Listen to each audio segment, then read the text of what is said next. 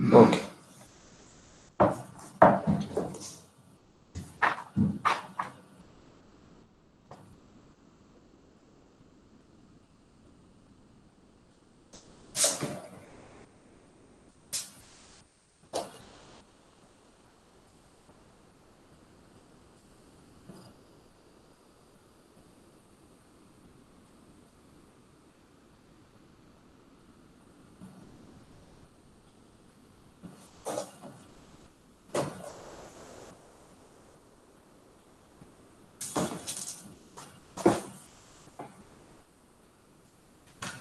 Okay, so I'm going to discuss the continuity today, but before that, I just want to revise some concepts which I'm sure that you've forgotten. So I'll start with sequences. So we have defined sequences as a succession of numbers. So they can be generated by functions like y equal to fx equal to n square when n is a natural number. So in this case, the sequence that we will get is, if you put in 1, we are getting 1. If you put in 2, we will get 2 squared is 4. So 1, 4, 9, 16, like this. Another possible sequence is 1 by n. So we'll have 1, 1 by 2, 1 by 3. We can think of minus 1 by n, minus 1, minus half, minus 1/3. So in both cases, the sequences are approaching to 0, although they are never actually equal to 0. As we'll see later on, this is what we call the limit of a sequence. Now, let us consider another sequence 2n. So this is 2, 4, 6, 8, and so on. So what is the limit of this? Can someone please say? Infinity. Infinity. Yeah, so it does not have a limit. Infinity is not a number, it is a concept. So we say that this sequence 2n does not have a limit. Sir, can you reverse the slide once?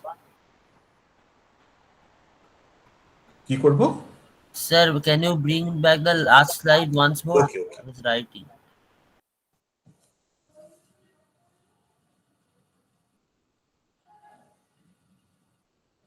আমি reverse ভাবলাম যে মানে left right reverse করতে হবে।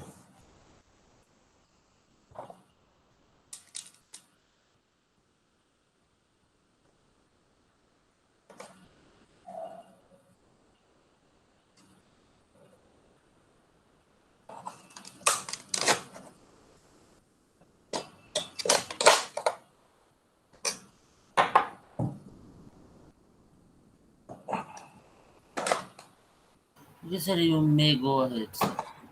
Okay, thank you. Okay.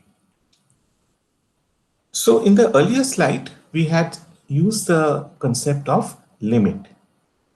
We had said that 1 by n or minus 1 by n tends to approach 0. So intuitively, we say that a sequence has a limit if the sequence gets close to some unique and finite value as n increases. So as we move up to higher values of the sequence, the numbers that are formed, a1, a2, a3, they come closer and closer to some particular value, whatever the value is. Let us say it's n. Okay. So technically, we say that a limit, in fact, let me show this.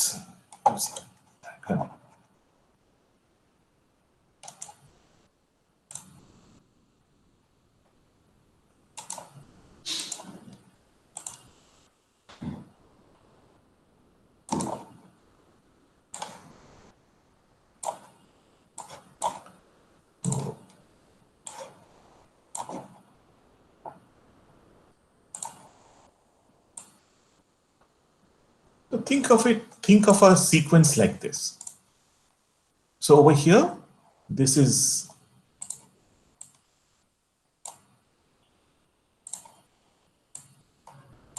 an, and this is simply n. That better put it over here.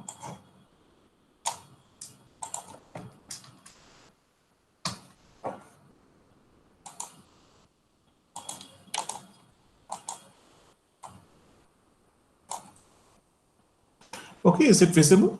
So we can see that for a particular value of n over here, this is the corresponding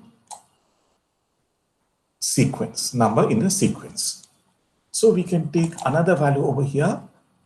Let us say this is n equal to 2 and we get a2.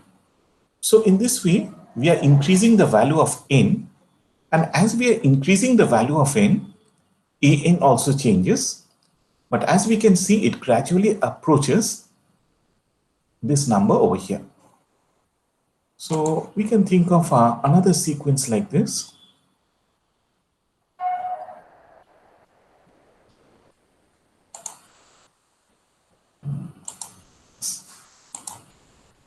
So in this case, the sequence had approached 0, but we can also think of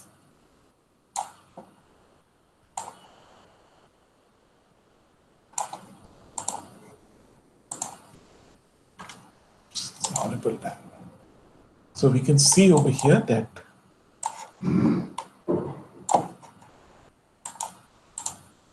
the sequence that we have formed over here is gradually approaching this line. So at some point, if you go on increasing n, it is going to touch this line. Okay. Sir, in this case, should the n must tend to infinity?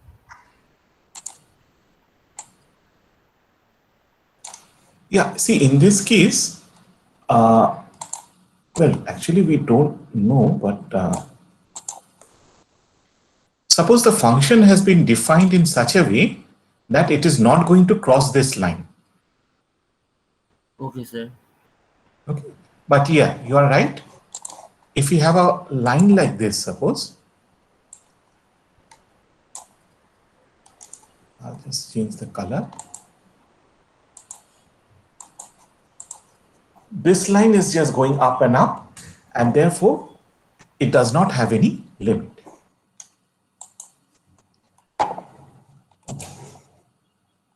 So intuitively, the concept of a limit, it's not a very big deal. You can understand what it means, that a sequence approaches some number. Over here, this number is 0. In this case, for the blue line, the limit is some positive number, 10, 15, whatever. For the red line, we don't have any sequence. So mathematically, we see that a sequence has a limit L if for some epsilon greater than 0, there is some value in capital N such that the modulus of an minus L is less than epsilon, wherever n is greater than capital, small n is greater than capital N. In that case, we see that it is a convergent sequence. And we write this as limit n tends to infinity. So as we are increasing going to higher orders in the sequence, the value of the sequence will become equal to, will tend towards this number L. Okay, so if you look at the mathematical part, it doesn't appear very, it appears a bit confusing. We don't really, I mean, we have epsilon, we have different terms coming in. Okay. So, to interpret this, we can think of it in another manner. Let us see that this function is, over here we can see that the function is tending to 0. Okay. Now, at this point, at this value of n, we see that this vertical distance is the error term, which is given by, let's say, some term epsilon. Okay. So as we are increasing the value of n, this error term is gradually becoming smaller and smaller.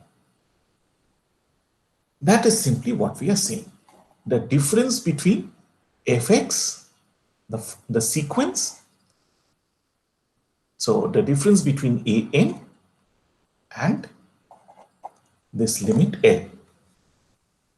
In my example, L is 0.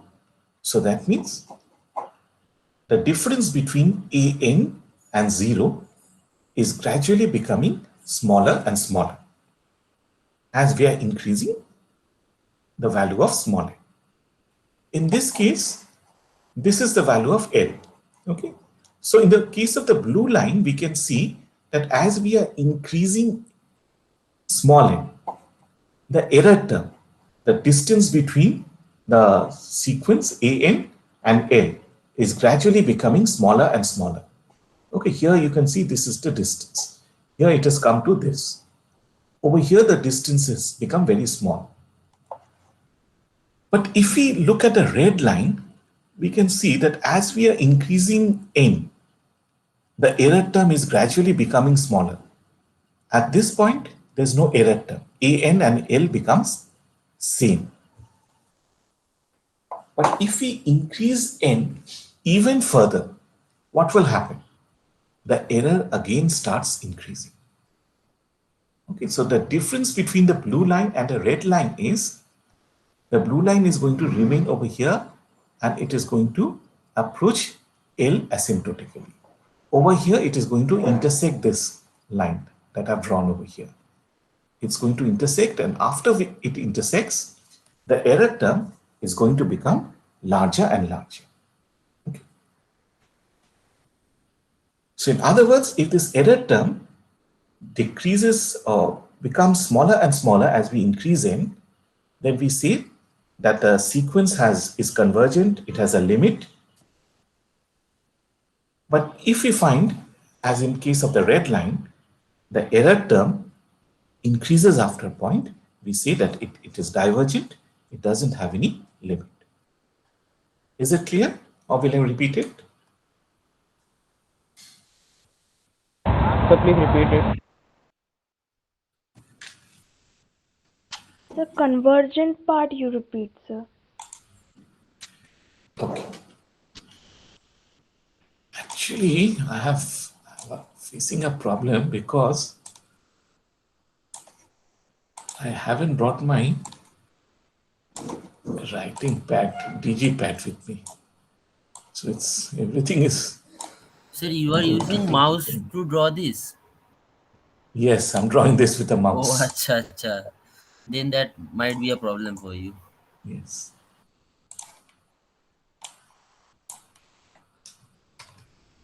Okay.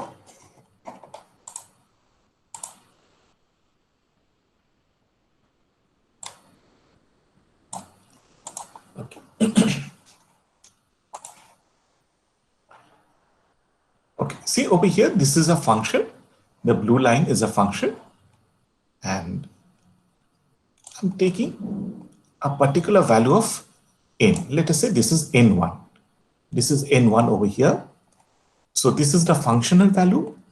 And this vertical line gives me the difference between the sequence. So an minus L.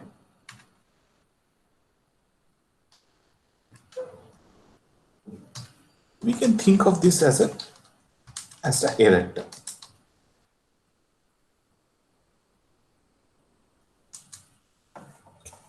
Now, what happens to the error term if I increase the value of n? In that case,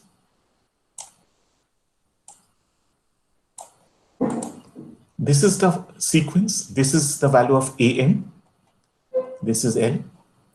So you can see that the vertical distance has decreased. Right? Let me take another value of n.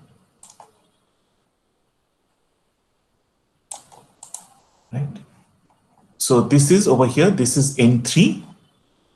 This is the value of f over here, the sequence. This is a3. And you can see that the gap has decreased even further.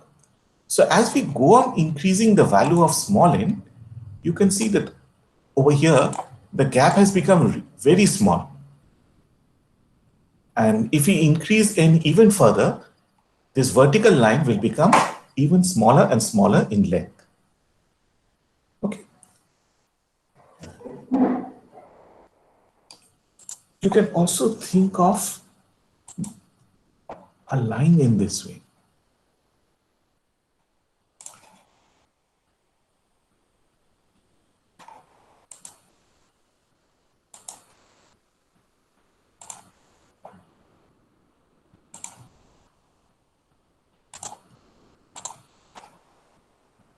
I don't want a red line, it's cluttering me up.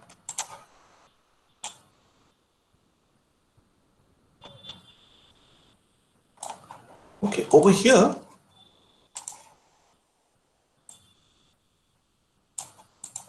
at this value of n, this is the value of n1. What is the error or gap between fx and n? This is the gap.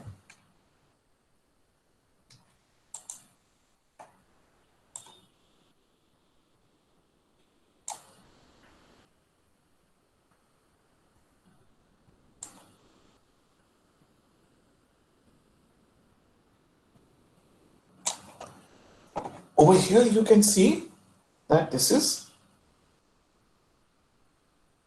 another gap.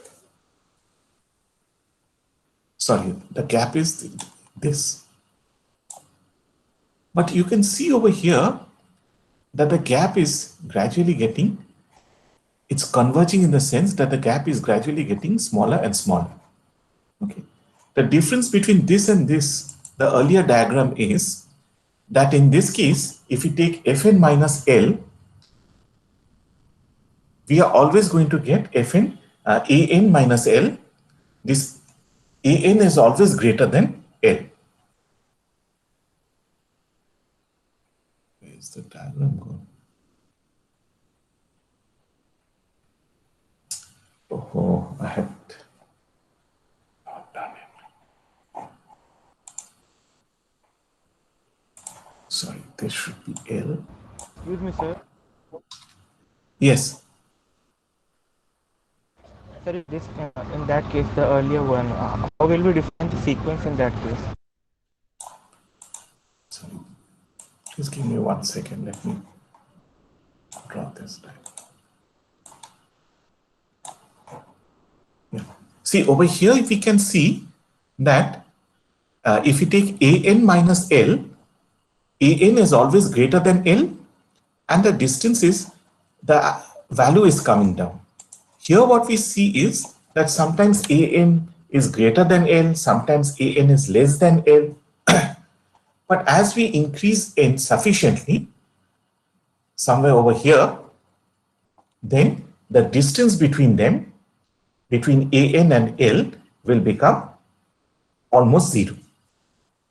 Yeah, what were you saying? So in this case, how will we define the sequence? In the same way as before. The error term will become almost zero if we increase n to a sufficiently large value.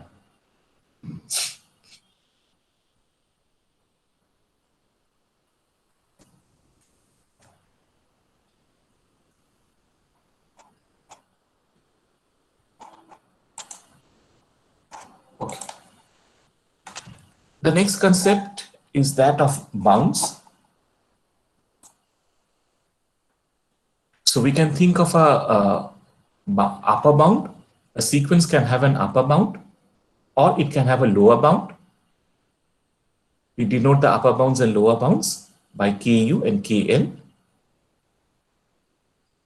If we do have bounds, then the series or the sequence is convergent. But if we don't have a bound, then we say that a series just goes on increasing indefinitely. The next concept is I mean, you have all discussed this concept before.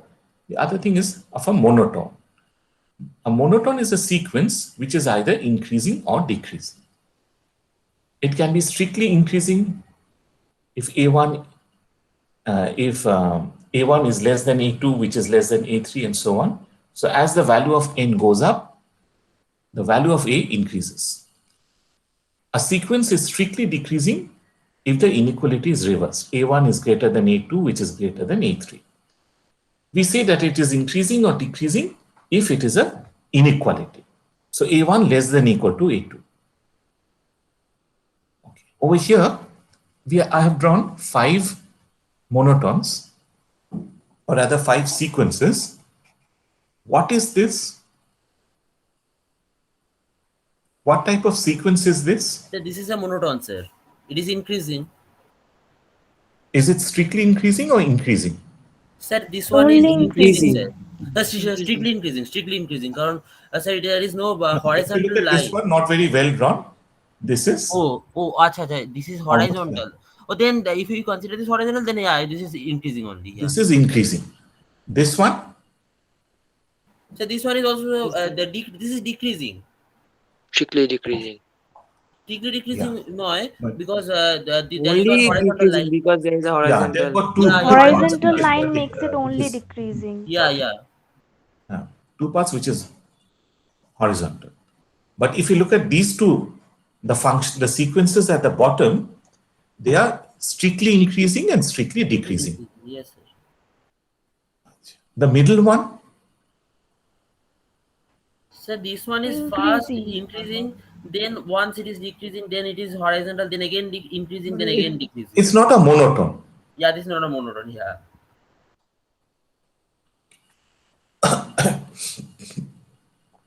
So if the sequence is increasing, so we have a monotone. So it can be strictly increasing or it can be just weakly increasing. It also has an upper bound. In that case, the sequence is said to be convergent. It converges to the lowest upper bound. You know that there are many, any series can have many upper bounds. So if you take an interval, let us say 1, 2, 3, 4, 5, then what are the bounds of this series? It can be 6, it can be 10, it can be 15, any of them are upper bounds.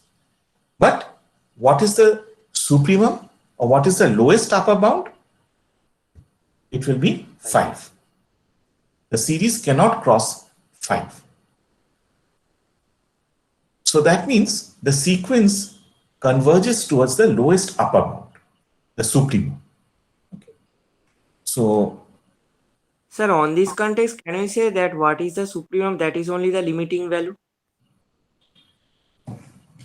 can you repeat, please? Actually, your voices are not very audible. Hello, sir. Can you hear me? Huh. Sir, so we can say that what the value of the supremum is itself the limiting value of that sequence. Yes. Right. You can say that. Okay, sir. So suppose that a sequence increases and is bounded above with the smallest bound B, capital B. Okay. So we want to prove that an, the value of the sequence at n, tends to B as n tends to infinity. So we take any epsilon which is positive. Now can B minus epsilon be an upper bound?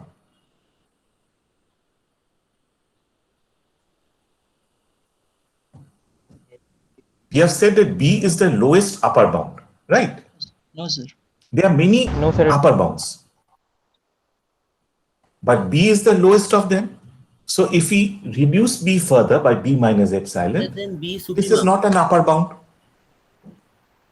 No, So Yes, if sir. B minus epsilon is not an upper bound, Yes, sir. there should be at least one element in the sequence which is greater than B minus epsilon.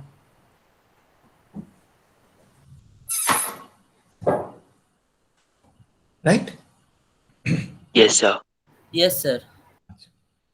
Now, an is a increasing sequence. Okay, so we take two numbers, n and m, and we assume that small n is greater than small n. Since it's a monotone, an less than greater than equal to am, we can write this. If it was a decreasing sequence, the inequality sign would have been reversed. Okay. So what we have is an, we know that an is greater than b minus epsilon, and am is some value which can be either less than equal to an or it is less than an. Okay, so we can argue that an will lie between b minus epsilon and an. Otherwise, this equality condition cannot be satisfied unless we put it over here. If we just had a strong inequality, we cannot say anything about am and b minus epsilon.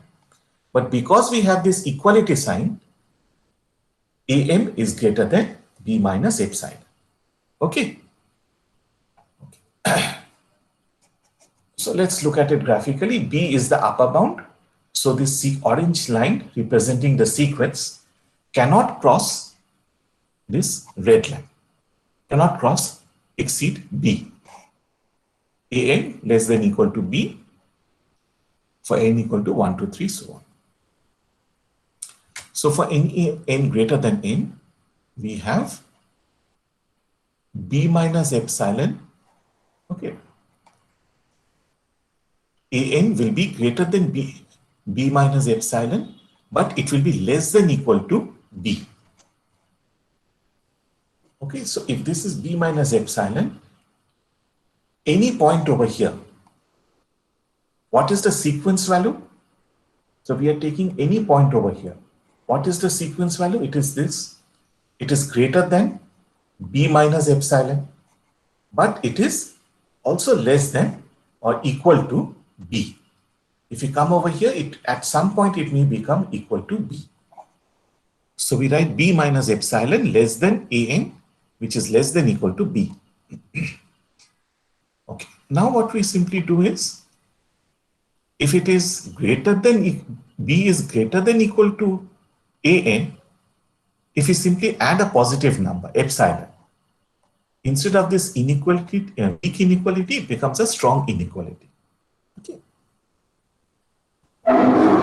Now let us take just only this part, an less than equal to, or even if we take this, we bring the epsilon over here, the beta over here, and if we take the modulus, an minus b less than equal to epsilon. So given any epsilon which is positive, we have found an m such that for any n greater than m, an minus b, the modulus of an minus b is less than epsilon. So an tends to b as n tends to infinity. Okay. I'll wait till you have written this down, but yeah, I've done this proof before, if I remember.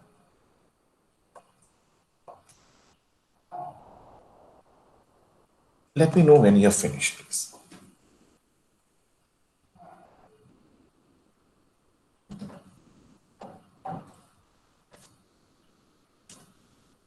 So, Yes.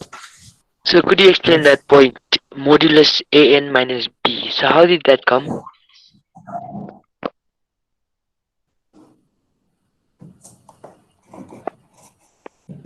This line. Yes, sir.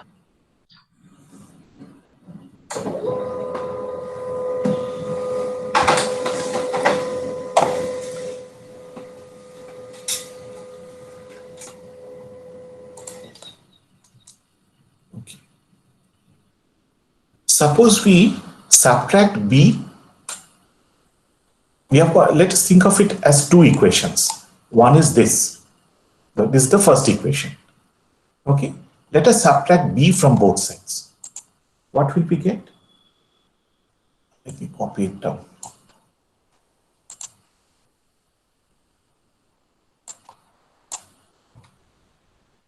So the B goes out from here.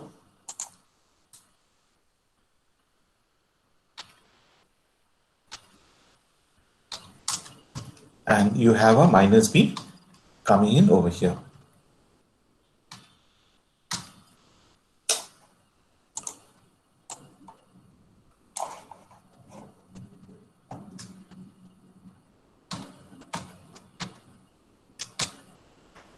So just 1 second.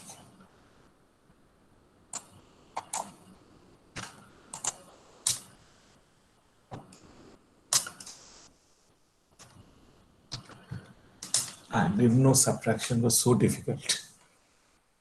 Okay, so are you getting this part? I'm just using this amount. Yes, sir. Okay, now I'm using this part. So we are going to have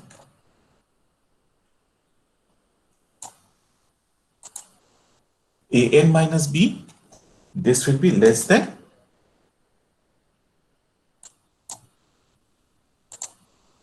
epsilon.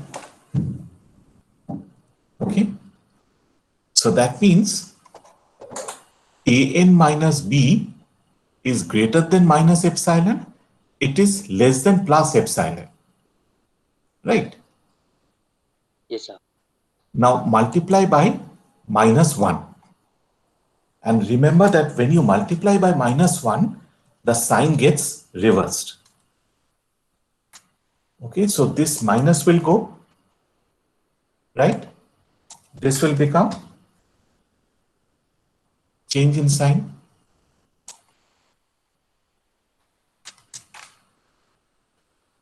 Okay, technically over here, this will become minus an plus b. But if you are taking modulus, does it matter? No, sir. Okay.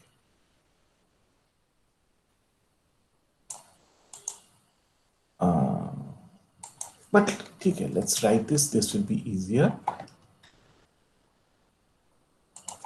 So what we are getting basically over here is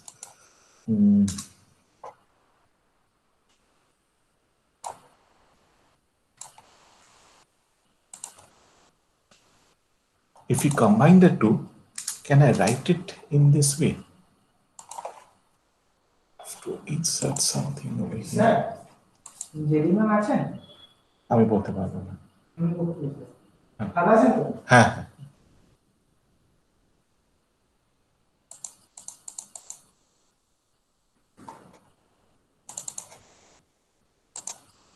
Yeah. Can I write this like this? This part?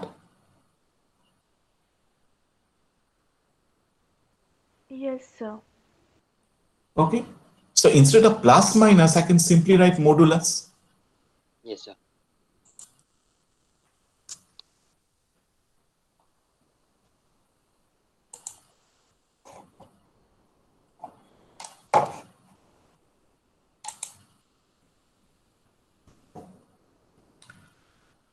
Okay. Now we come to the topic that I wanted to start today, which is limits. Okay, so we have the number line over here. This is 0. And for convenience, we are taking a range or interval in the positively sloped portion of the number line. But we could also have taken minus a over here, or both a and b could have been here. Okay, remember that we had defined open interval, closed interval, different types of semi-open interval. So open interval is when the bounds a and b are not included in the set. We write it as in the first brackets. Closed interval is a and b are part of the set. So we use square brackets. And semi-open means that one of the boundaries is part of the set, the other is not part of the set. So it can be closed from below or closed from above. You remember this? Yes, sir. Okay. Now we come to left limit. Okay, first this is the technical definition. There's no point in dictating it. You can write it down. Then I'll try to explain this.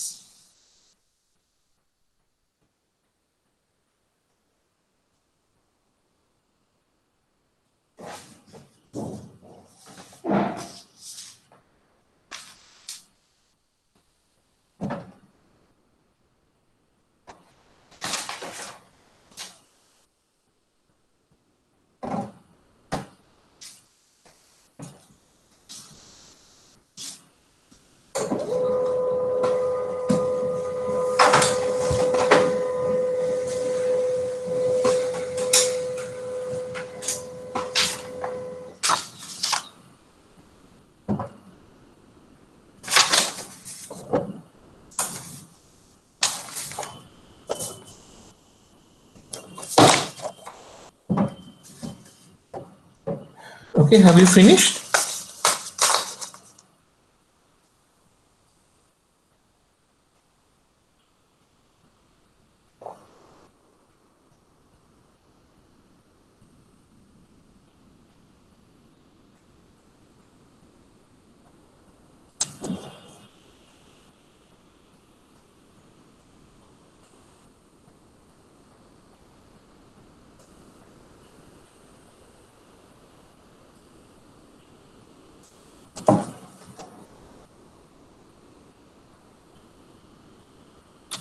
May I move on to the next slide, please? Yes, sir. We can write it Okay. from the video, sir. Okay, you need more time. No, no, sir. We'll again write it from the video that you will send, sir. Okay. And if I don't send the video, Then, sir, I'll have to write. okay. So actually the concept of a limit is close to the earlier discussion, what we had said about convergence or divergence. Okay. So over here, we can see that there's a limit. We are taking an interval, A and B. It's an open interval. So that means B is not part of the set. Right? And we have plotted the function over here. So we have x over here, and this is fx, y equal to fx. So as we are changing the value of x within this range, AB, within this interval AB, the value of the function y equal to fx is also changing. You can see over here that as we are increasing the value of x, y, the value of y is coming closer and closer to this value L. Okay, see over here, what is the gap? This is the gap between y and L. This is the gap between y and L. This is the gap between y and L. So when we have come to a the highest possible value, the gap has become marginal. Okay.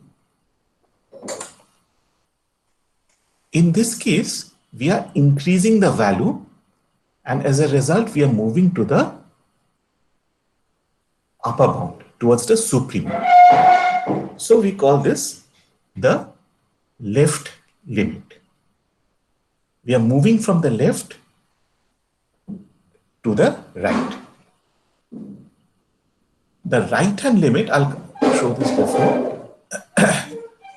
In case of the right hand limit, this is the infimum, the largest upper bound. So as we are moving from the right to the infimum, the value of the function is approaching L. Over here, we have shown that it is decreasing, but it's also possible that we can move up like this, right? Similarly, in the earlier case, it's also possible to show a function like this or a function like this. Okay. In both cases, functions like these will have a upper bound. So how do I do this?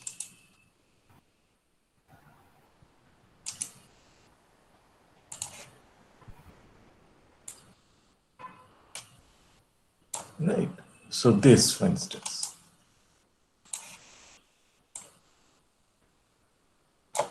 Here. So in both cases, you can see that as we are increasing the value of x, the three functions are approaching this value L.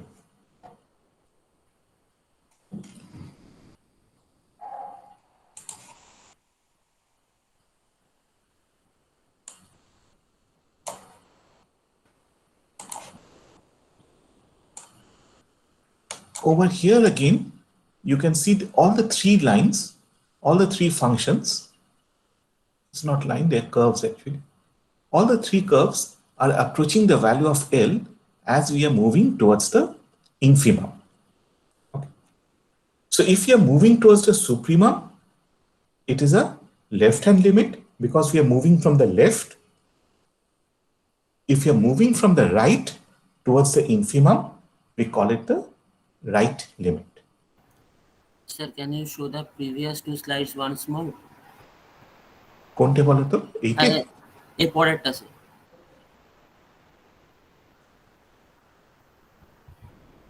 আচ্ছা এর পরেরটা right limit. Yes, okay, thank you, sir.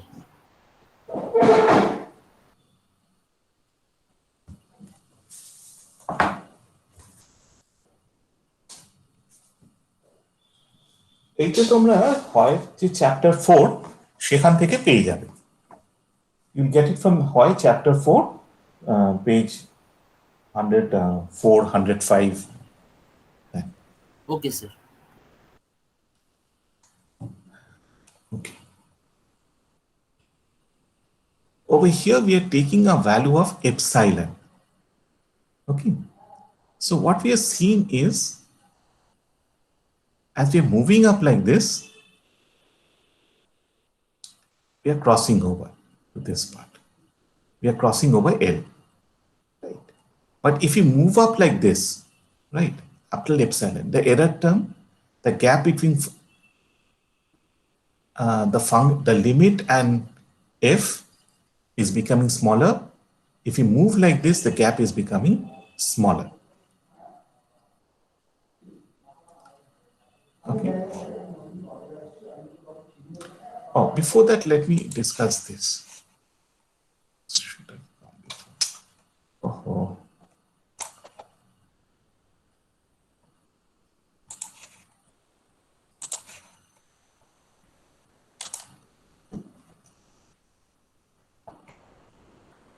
So over here, we are taking a point in the middle of the interval. So far, what we had done was, we had taken a point which was on either boundary, either the supremum or the infimum. Now we are taking a point within the interval. So it's an internal point. Okay, not the boundary point.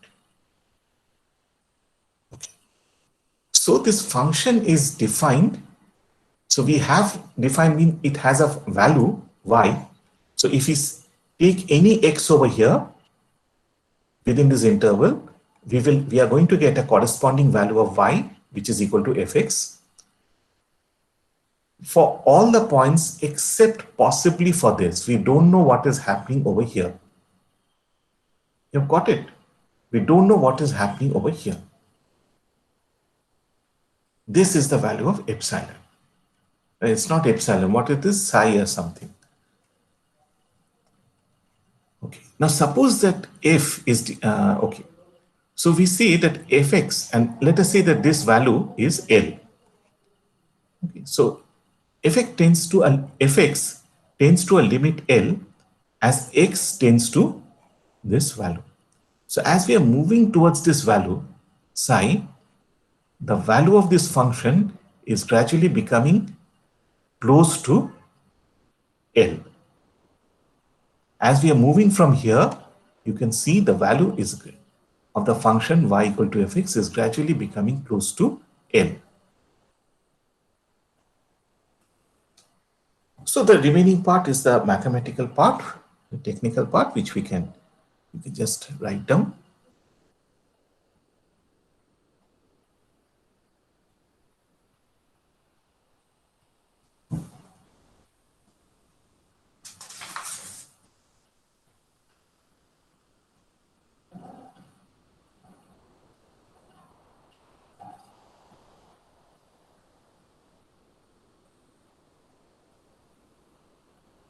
Okay. Now, if you look at this part, look at this line. This is important. F is defined on an interval AB. So that means if we take a value of x, we're going to get a corresponding y equal to fx. Now look at this point. This is the one that I want to emphasize. Except possibly at some point, psi within the interval. So when I come to psi, I don't know what is happening over here. Whether the corresponding functional value exists or not, I don't know that. when we are talking about limits, we had not considered what was happening when x equal to psi. We were only saying that x is tending towards psi. X is moving from here towards psi. X is getting gradually reduced and it comes to psi. Right? In both cases, we have limits.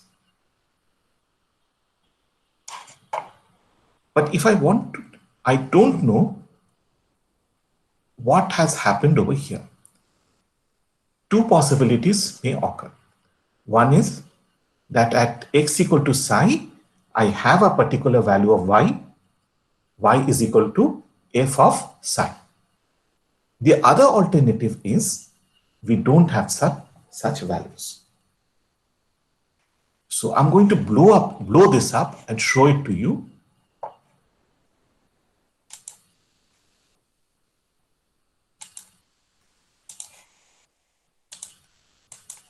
Don't need this.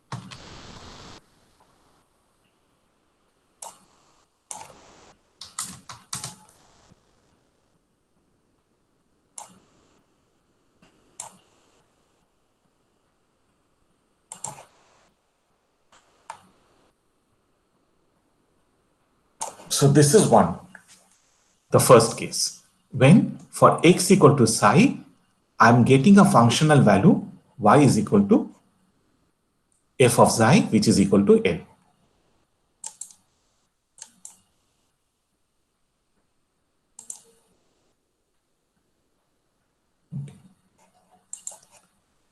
But suppose instead of this, what I get is I'm deliberately blowing it up.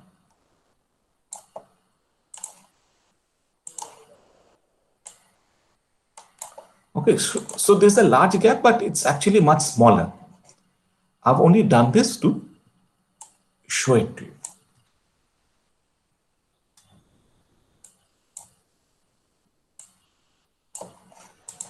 In this case, what happens is, as we are increasing the value of x,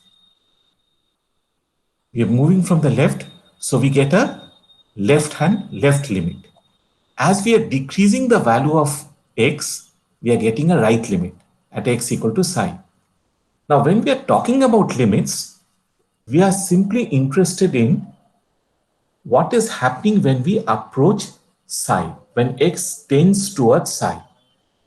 We are not interested in what happens when x equals to psi. Is this clear? Yes, sir. Okay. So in the earlier case, the one that I had drawn and rubbed off, we had seen that at x equal to psi, the function existed. We had a value of y. In this case, does the function exist? Do we No, have sir. a y? No, sir. At x equal to psi, we doesn't have a corresponding value of y because y doesn't exist at x equal to psi. Yes. This relates to continuity. If you have a y corresponding to every x, it is continuous. If you don't have this, it is not continuous. So that means this function that I've drawn over here Is not continuous at x equal to psi. and over here, It is continuous at x equal to psi. it is continuous as I've drawn it. Actually, what I've done was I have said this, which means that I've not really said what is happening over here. But anyway, if you look at the drawing, yes. So over here, we can say that this is continuous. Now look at this diagram very carefully. As we are moving like this, as we are increasing the value of x, so what limit is this? Right limit or left limit? Sir, which one, sir? Oh, this one, sir. The second Sir, one, middle one. Second one. Sir, this is a left one. Left limit. This is a left limit. Yes, sir. So as we are moving closer to, we are increasing the value of x, we are approaching, y is approaching f of b. Yes. It is becoming smaller and very small over here, right? Yes, sir. So f is, this is the left limit. When we are talking over here, So the when right we are limit. referring to this diagram, we have a right limit. Sir, I have a question, sir. Does this mean, like in specific these two cases, where it is written that f is continuous on the left of b, so this means that if we approach using this function from the left side, then we can touch the b, but if we approach it from the right side, then we can't touch it. Is it so? Now, I'll answer this question a little bit later. That is actually what I want to discuss. Oh, okay, sir. Acha. So over here, you can see that I'm moving up like this, right? But there's a jump over here. When I come to B, there's a jump. So what can happen? Again, if I blow it up, so I'm exaggerating the distance. What is happening is I move like this, then I move like this.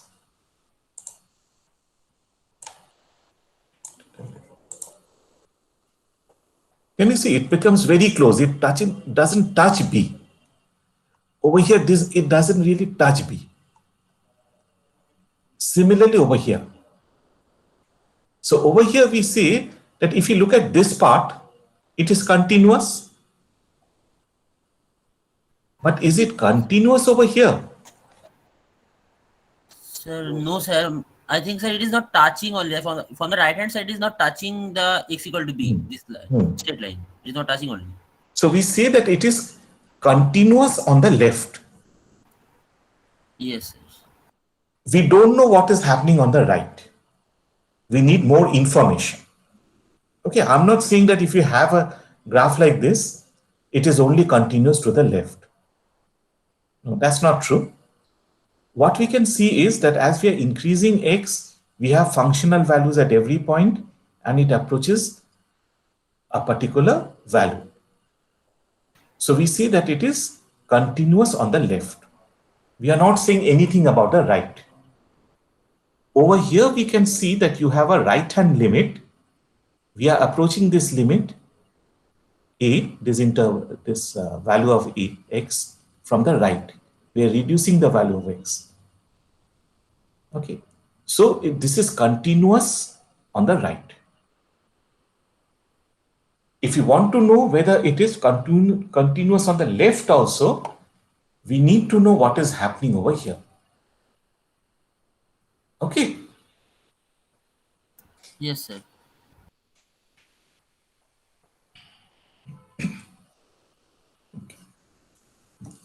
Over here, let us look what has happened over here. This is the limit. This is the limiting value. Okay. So of x, let's say that this is the epsilon over here. So as we are increasing the value of x, okay, we are moving from the left towards the right. What is happening? So this is a left-hand limit.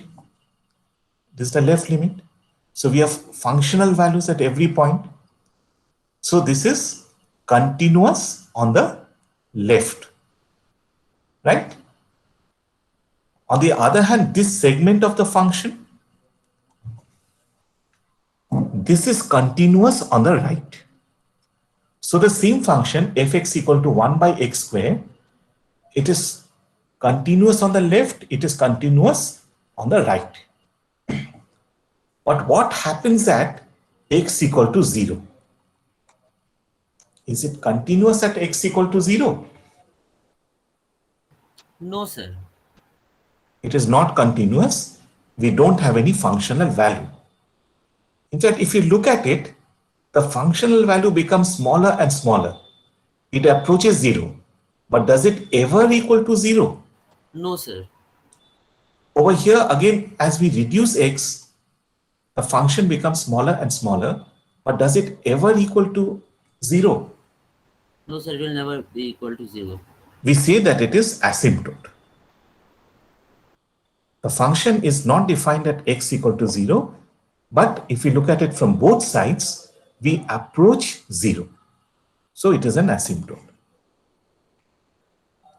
Can you discuss what is the nature of this function? Sir, nature means what you are asking, sir? Left limit, right limit, continuity. Sir, certainly it is not continuous at x equal to 1, as we can see from here. And as far as limit is concerned, then left limit and right limit, I don't think actually both are not equal, because one is the right limit, it is on the it is a positive, getting a positive value. Actually, we can't determine it because it will tend to infinity. Na? One is tending to plus infinity and another one is tending to minus Okay, infinity. tell me one thing. What is the right hand limit? What is the left hand limit of this?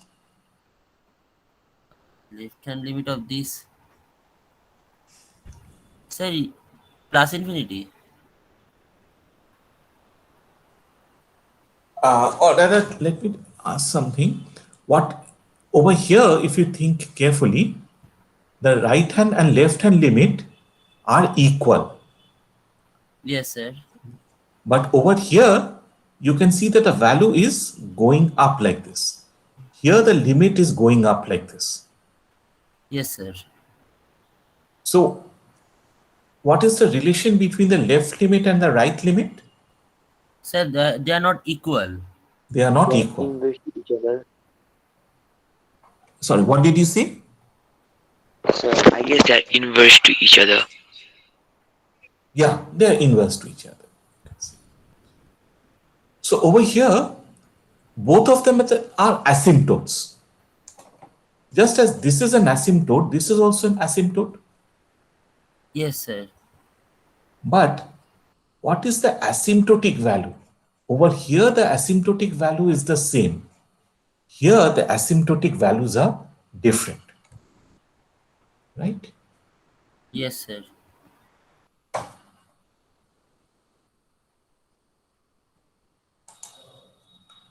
Okay. Okay, so when we were defining limits, we focused on what happened to fx as x tends to tau. Okay, so x is coming closer and closer to tau. What happens to y equal to fx as we move closer and closer to tau? But we are very carefully ignoring what happens when x equal to tau. Right? Yes, sir. Okay, so we have got two possibilities. Fx tends to a limit L as x tends to tau, even if fx is not defined at x equal to tau. So I'm talking about this case. Okay. Sorry, I'm talking about this case. So this is tau. So as x tends to tau, y tends to f of tau, but y tends to L, but there is no value f y equal to f tau. It doesn't exist. Okay, fx is not defined at x equal to tau. The other possibility is that x may be defined at tau. Okay.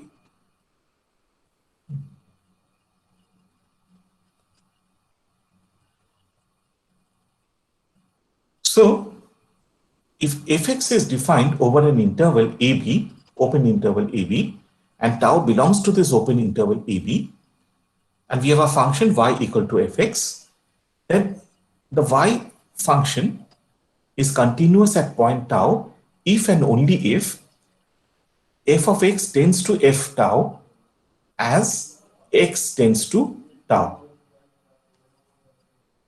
See, previously what I had said was fx tends to L, right? Look at how I've changed the definition slightly, but this has a huge effect. When I'm saying that fx tends to L, I'm not saying whether f tau exists or not. But if I directly bring in f tau into the condition, then it automatically implies that f tau exists. Otherwise, why am I writing f tau?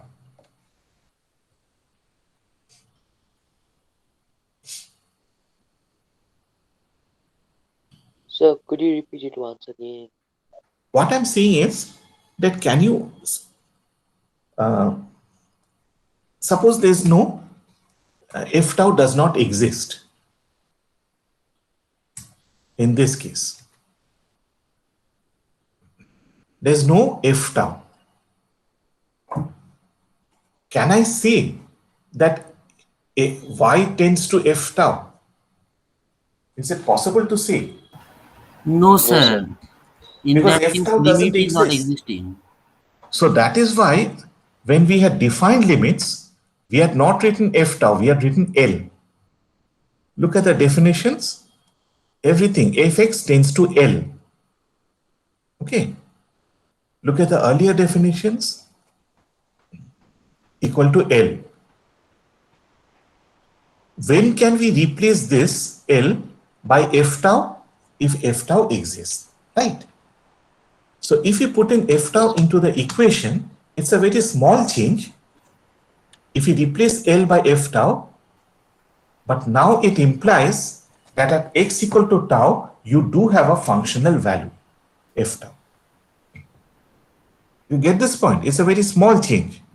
I'm putting in, instead of L, I'm putting in f tau. But that automatically implies that you have a functional value at f tau. The function that you're talking about is not like this, but like this. It's not like this, but like this. There's a functional value at tau. Got it? Yes, sir.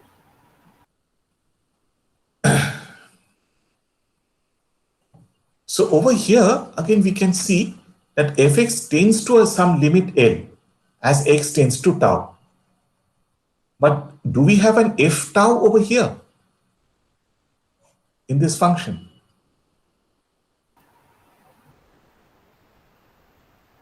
No, sir.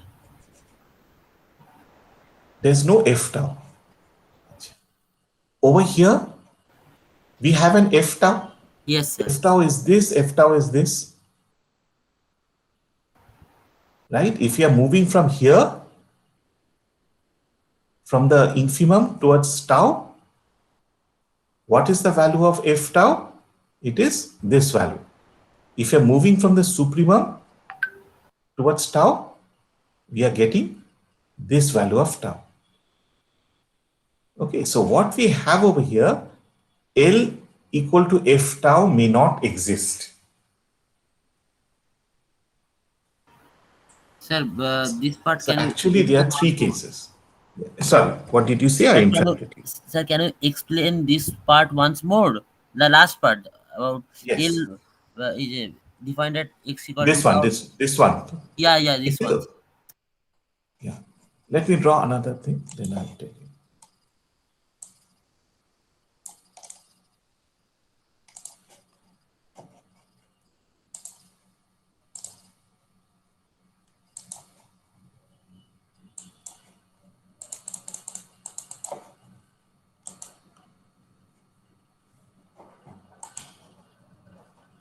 So as we are moving like this, what is the value? What is the limit? What is the left limit?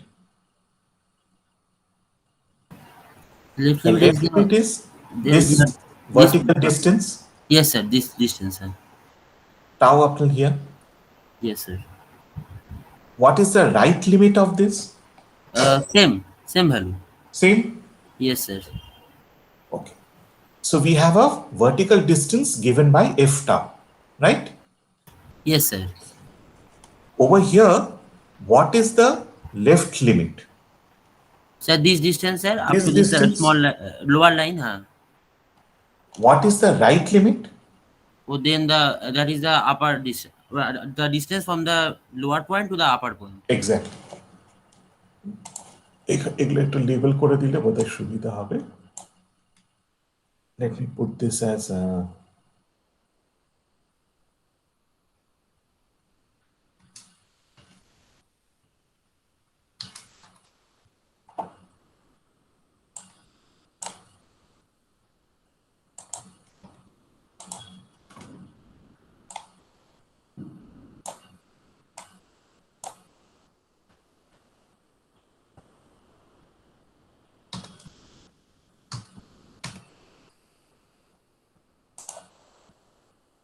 and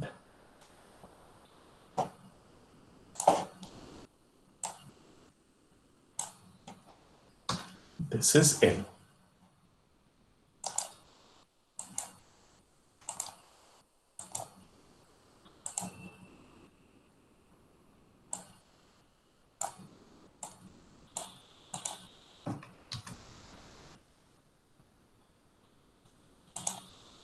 Okay.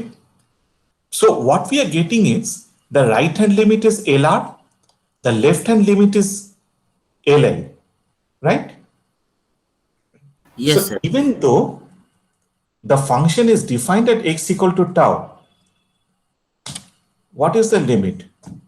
Is it equal to the two limits are different, right? So the functional values f tau is not equal to these limits, the two limits. We are not getting this equation.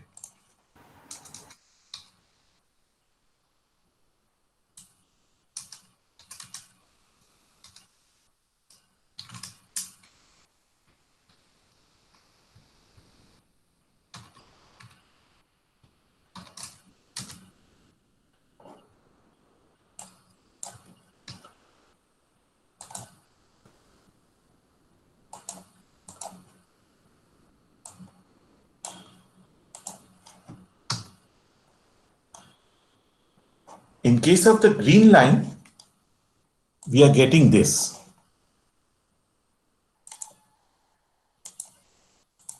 But in case of the red line, are we getting this? No sir. LR and LI are different from each other. Sir, I have one small question. Shall I ask now or later? হ্যাঁ বলো বলো। Yes, sir. Sir, in the case of the red line, is it necessary that the specific value of f of tau should exist? And if it exists, then it should be either on the side of the LR or it should be on the side of the LI. I mean, on the upper part or on the lower part. একটু একটু দাঁড়া, এটা আমাকে একটু মন দিয়ে শুনতে হবে। ঠিক আছে স্যার। সিম্বলগুলো আসলে খুঁজে পেতে অসুবিধা হচ্ছে, তো সবকিছু টাইপ করতে হচ্ছে। হ্যাঁ sir. Yeah, what sorry, what were you saying? Yes, sir. So, in the case of the red lines, here one red line we are seeing which is approaching the x equal to tau from the left side, and another one is approaching from the right side.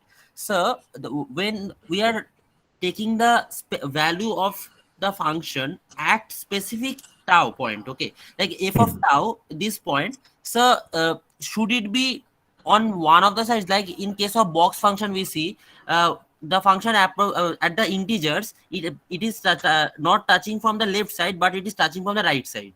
So as it happens, so here also any such thing is should it happen, or sir the value of f of tau can happen at multiple both the points. না আমি কোয়েশ্চেনটা ঠিক বুঝতে পারছি না। মানে আমি sir বলছি যে এফ অফ টাও এর যে ভ্যালুটা মানে ওই পয়েন্টে স্পেসিফিক ভ্যালুটা টেন্ড করা ভ্যালুটা না স্যার, ওই ভ্যালুটা কি স্যার যে কোনো একটার মধ্যে থাকবে এলআর বা এলআই এর মধ্যে? মানে equal to LR equal to LL? হ্যাঁ হ্যাঁ, আমি ওরকম বলছি, যে কোনো একটাতে কি থাকতেই হবে এরকম ব্যাপার, নাকি দুটোতেও থাকতে পারে?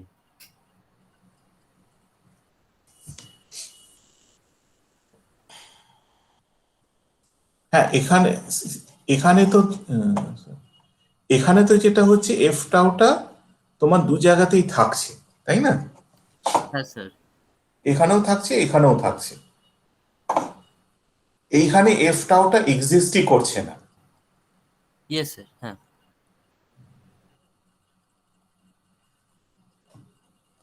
Here what we have is we have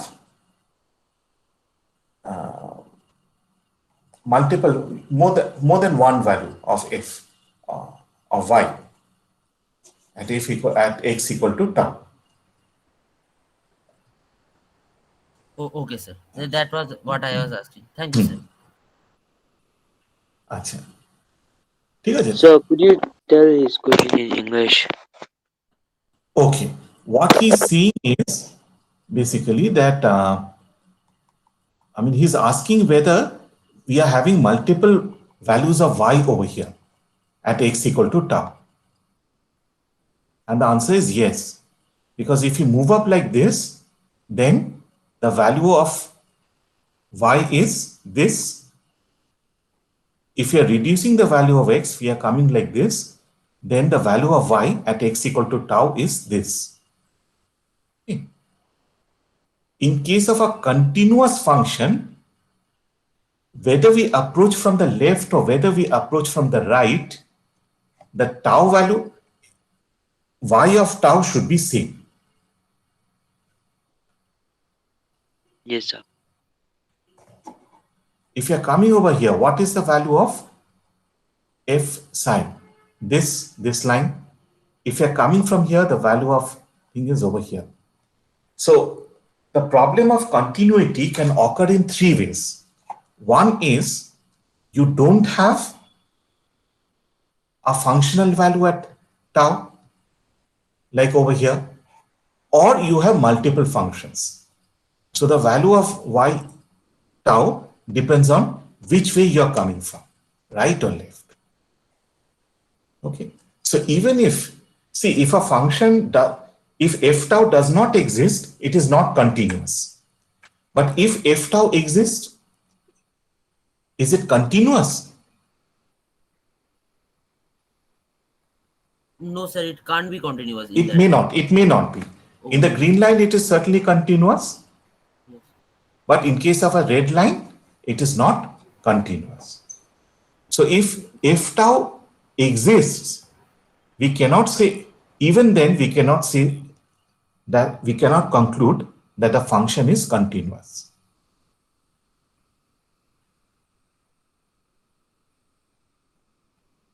Okay, so the relation is something like this.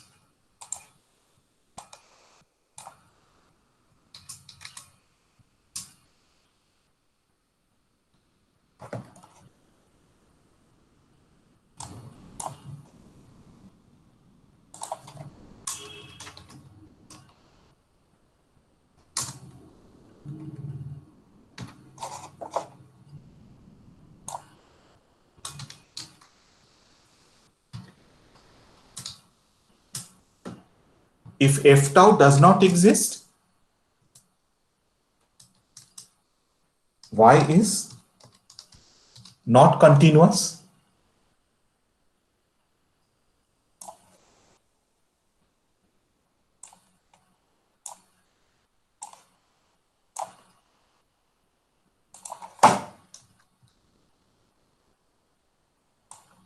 What will happen if f tau exists?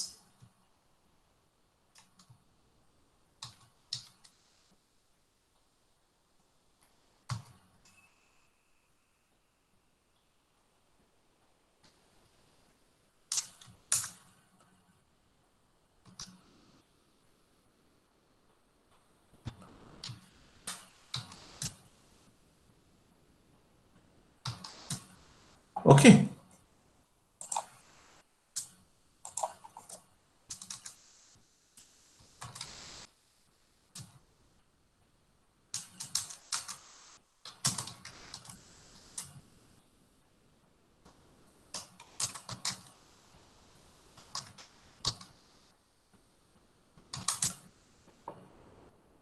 Okay, suppose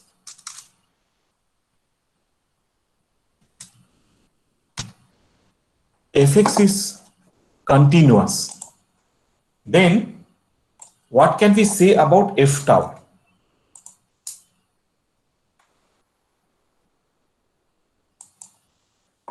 Does f tau exist or not? Is f tau defined? No, sir, not defined. Look at the last line.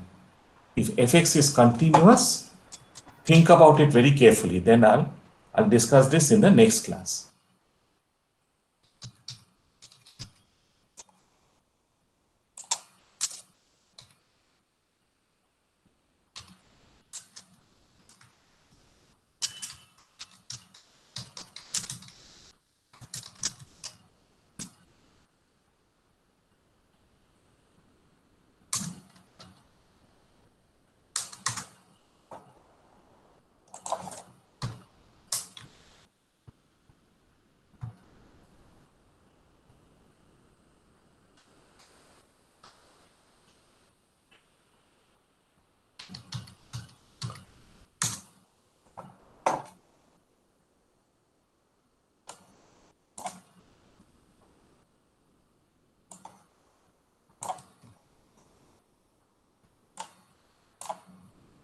Suppose fx is discontinuous.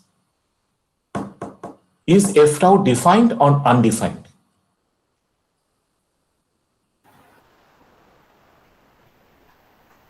Sir, if it is discontinuous, then it may not be defined.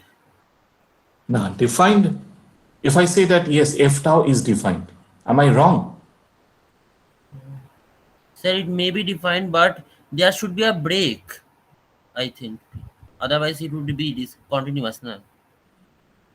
No, you're not getting it right. Will someone help him out, please? Yes, please, somebody.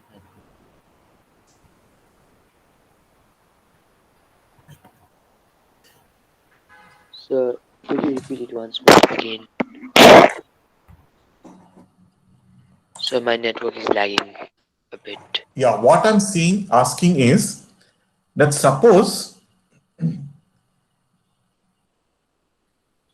we say that a function y equal to fx is not continuous.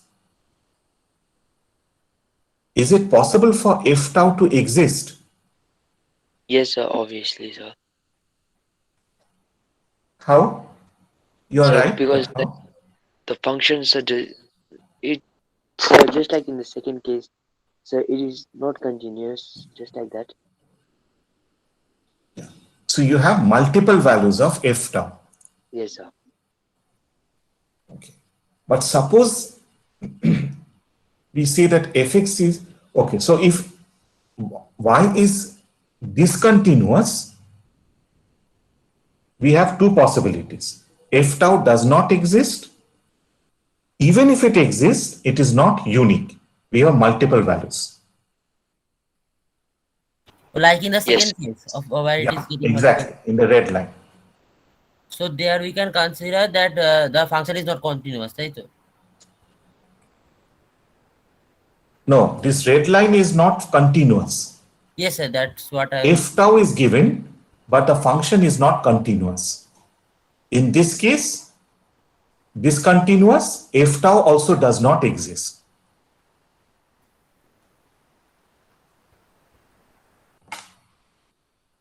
Okay, but suppose fx is continuous. Can f tau be undefined?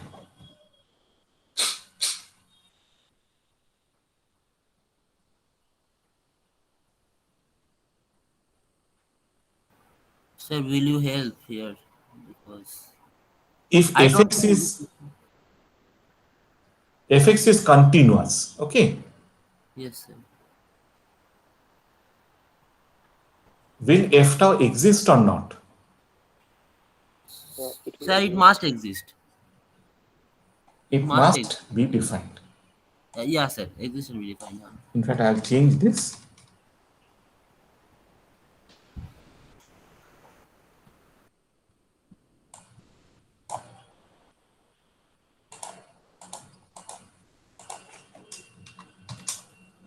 Okay, so keep in mind this red line.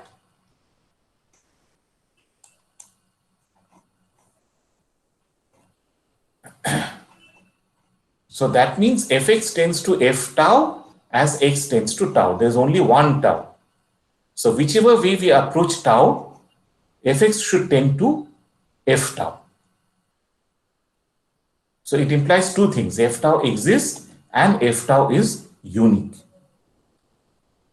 So if you want to just draw it, the function should not have any break or jump in it. There's a break in this function. Here there's a jump. It jumps from here to here. This is the intuitive definition of continuity. Okay, so a function is continuous at an open interval if and only if it is continuous at every point within this interval.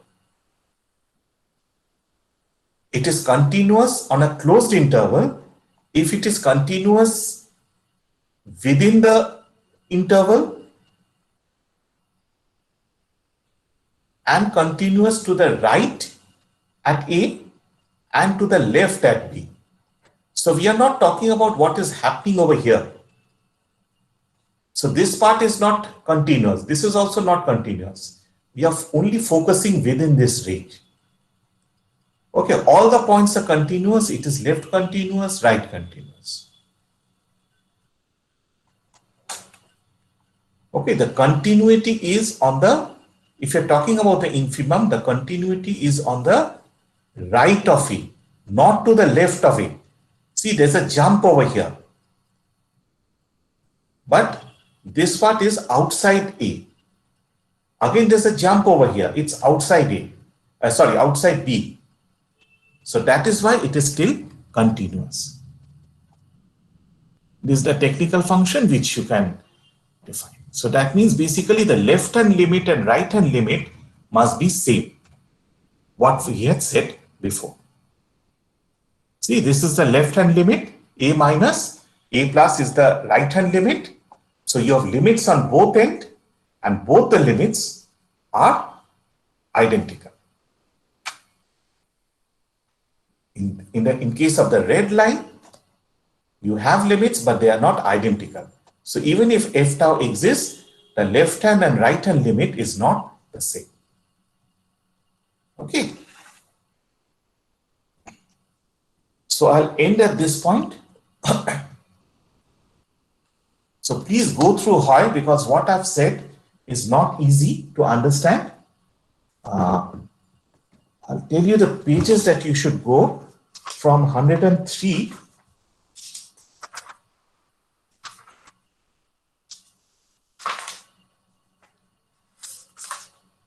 to 111. Sorry, not 111, but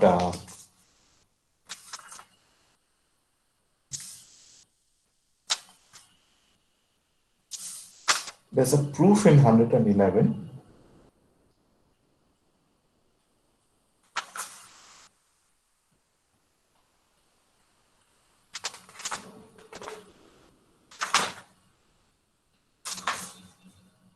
So you can drop the proof of part 1. There are some theorem 4.1 and there are some proofs which you can drop.